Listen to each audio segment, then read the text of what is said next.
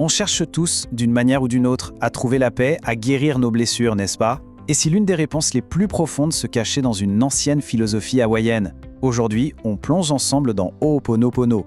C'est un voyage au cœur d'une idée qui pourrait bien changer notre perception de la guérison et de la responsabilité. Tout commence avec une histoire qui paraît, tout simplement impossible. Une question qui défie toute logique. C'est vraiment le mystère qui a mis Ho'oponopono sur le devant de la scène mondiale. Et c'est ce mystère qu'on va essayer de résoudre ensemble. Alors notre histoire, elle commence dans un lieu des plus surprenants, avec l'expérience incroyable du docteur Ileakala Yulen. C'est vraiment l'étincelle qui a tout déclenché. Imaginez un peu le tableau. On est dans un hôpital psychiatrique de haute sécurité, en 1984. Le docteur Yulen y travaille pendant 3 ans. Mais attention, sans jamais, au grand jamais, rencontrer un seul patient. Il se contente de consulter leur dossier. Et pourtant, l'impensable se produit. L'atmosphère de l'unité se transforme. Les patients guérissent. Comment est-ce seulement possible ? Pour essayer de percer ce mystère, il faut aller à la source. Et pour ça, les experts du Centre du Bien-être, qui sont de vrais spécialistes de la spiritualité hawaïenne, nous donnent justement les clés pour comprendre la méthode utilisée par le docteur Yulen. La réponse à cette énigme, en fait, on ne la trouve pas dans la psychologie moderne, mais bien dans une sagesse ancestrale. Il faut donc qu'on remonte un peu le temps pour découvrir les origines de cette pratique. Le premier indice, il est dans le nom lui-même, Ho'oponopono. Ça veut dire littéralement remettre les choses en ordre ou corriger une erreur. Ce n'est pas juste une technique, c'est le fondement d'une vision du monde qui vient de la spiritualité Huna, où l'harmonie, c'est l'état naturel des choses. À l'origine, Ho'oponopono, c'était un processus collectif.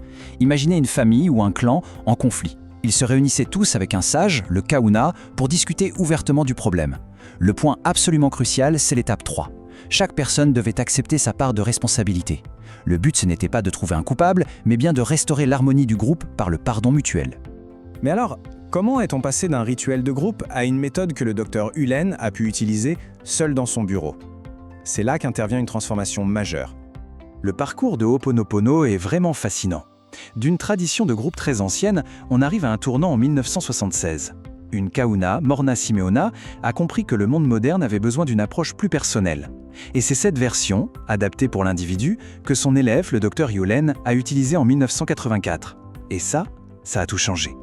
Et là, la transformation est radicale. On passe d'un processus de groupe pour régler des problèmes à l'extérieur à une pratique qu'on fait seul pour guérir des mémoires à l'intérieur. Mais le changement le plus fou, c'est celui-ci. La responsabilité n'est plus partagée, elle devient totale, 100%.